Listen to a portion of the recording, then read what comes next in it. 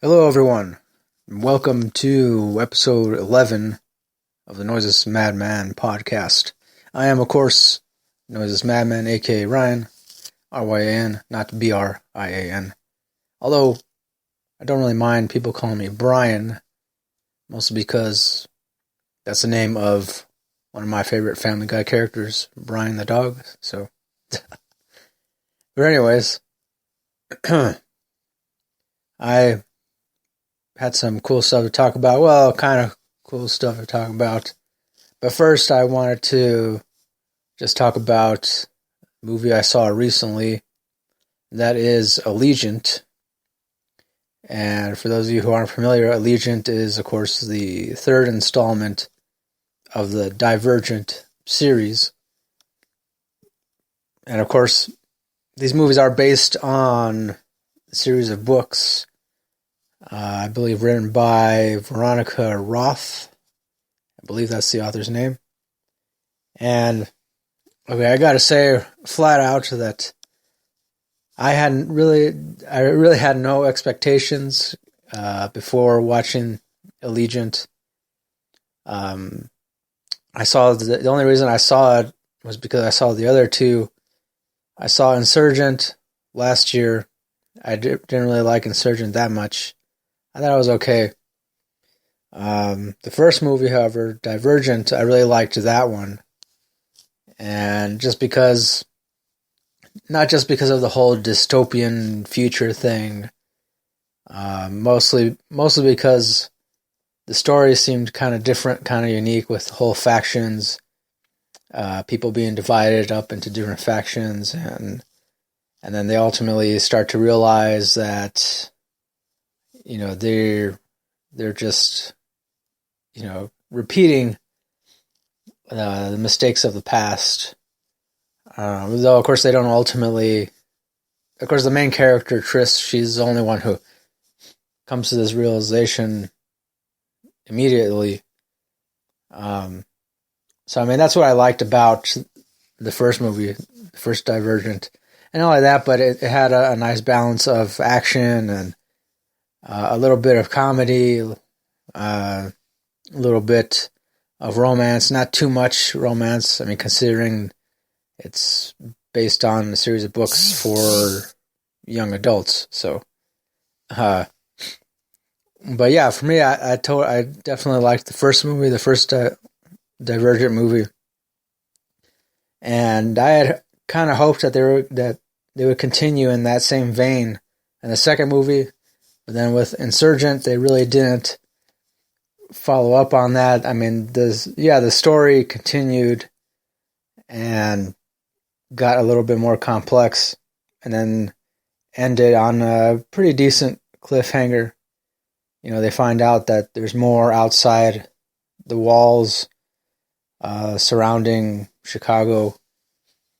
So I had hoped, at least with Allegiant, they would continue that way, which they did. In Allegiant, they picked up right where they left off. Of course. But then for some reason, I don't know why, then it just became stale, and it was as if they, I guess, left so much out of the story, or, I don't know, chose to omit certain details. If you're not familiar with the word omit, I guess you could say it's when you purposefully choose not to disclose certain details or use certain details, or that's what omit means. Or I don't know.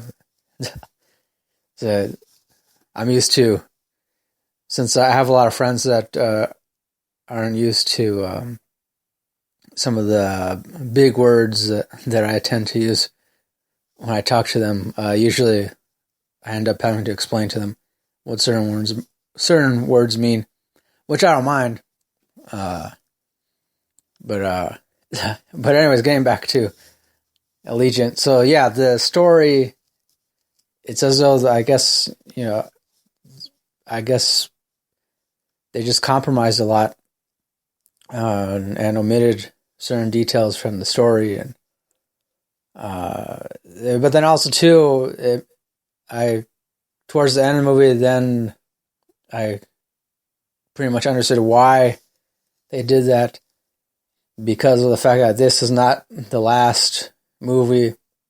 Much like with the Hunger Games, with this series, they are splitting the last installment into 2 parts. So, that's right. Even though Allegiant is the 3rd installment, it's not the last. In my opinion, I think it should have been, but hey, that's Hollywood. They do everything they can to stretch out the profitability, and around sometime next year, in March of 2017, will be the 4th and final. It should be.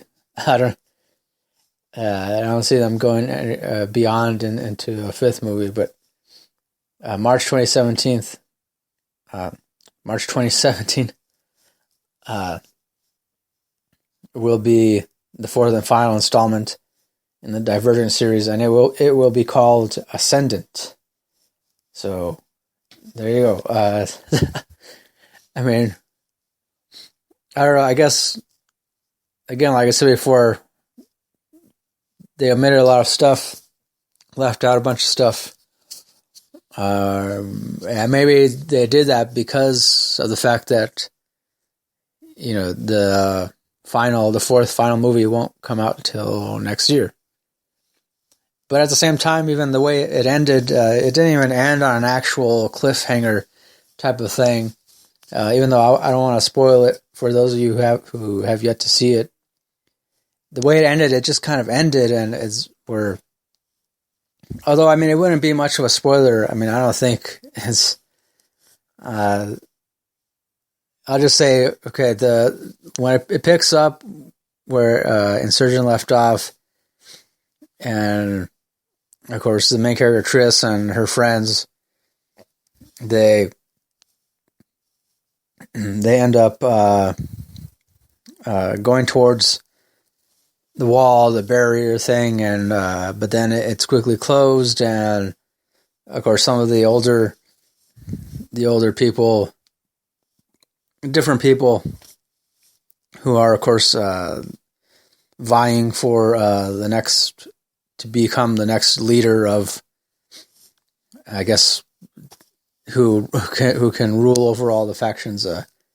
They stop Triss and her friends from going outside the wall. And then there's some, of course, retaliation. Then they eventually make it out past the wall, and they stumble upon, they kind of encounter this group called the Bureau, who then explains to them that Chicago, that everybody living in Chicago was part of this experiment, and that the whole faction system was also part of that experiment, in an effort to try to coax out these different innate human abilities, because of the fact that they didn't want to have an entire world population of people who are either too greedy or too smart or too compassionate or too, in other words, you could say they wanted to ensure that the world population ended up being nothing but well-balanced individuals. I guess you could say that, yeah. And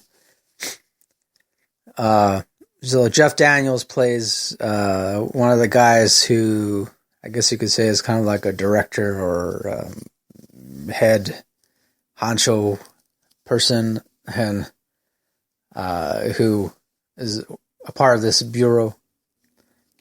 But then also too, like I said, that's where things kind of get kind of complicated. And I don't know, for me, even though no matter how much attention I tried to pay to the story and everything that was being explained, it just seemed like, you know, they were just going through the motions, like just, I mean, I don't know. That's how I feel. That's, granted, I know there's a lot of people who did like the movie, and not only that, but who are diehard fans of this series.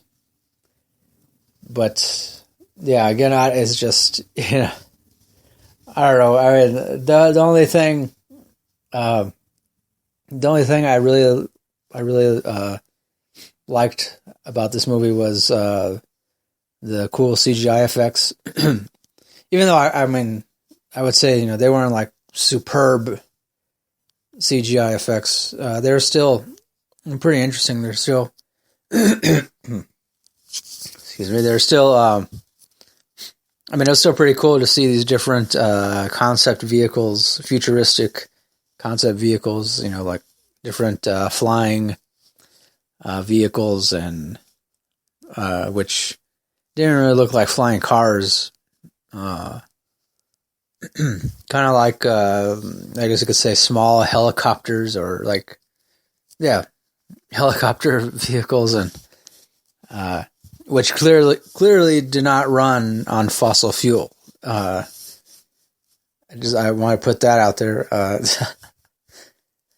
I mean, I don't know. For me, like, that's a side note. I don't mean to go off on another tangent, but, you know, obviously we're all aware in a lot of these dystopian movies that depict advanced technology being run on a different energy source other than fossil fuel.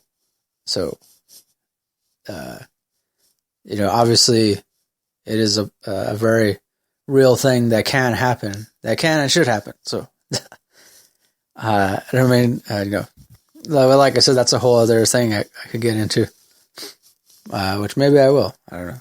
But, yeah, so, I mean, I like the effects in this movie, even though they weren't exactly perfect, but, you know, because I guess I'm the type of person that still tries to find something to like about a movie, even though no matter how much I don't like it. But then in the cases where I can't find anything to like about a movie, then, you know, then I just don't bother talking about it. So, there's been a lot of movies like that for me where that, I mean, I don't know. I mean, well, that's why we all have our own tastes. We all have our own opinions and whatnot. So overall, I would say Allegiant was disappointing, even though I didn't have any high expectations going into it. It was still, you know, still left a weird aftertaste, I guess you could say. So I don't know. But I guess, you know, since I've already seen all the movies thus far, I think for the fourth one, I'd prefer not to see it in theaters. Probably better just to rent it. So same with this. If you haven't seen Allegiant yet, I would say, you know, unless you're a diehard fan of the series, then yeah, go see it in the theaters. But if you're not, and you're like me, and you're just kind of like, you have a mild interest in it, or, you know, you really don't care otherwise, then I'd say it's one of those movies that you'd be better off just renting. So, you know, on a scale of 1 tamale to 10 tamales, I give Allegiant, I was going to say 6.5.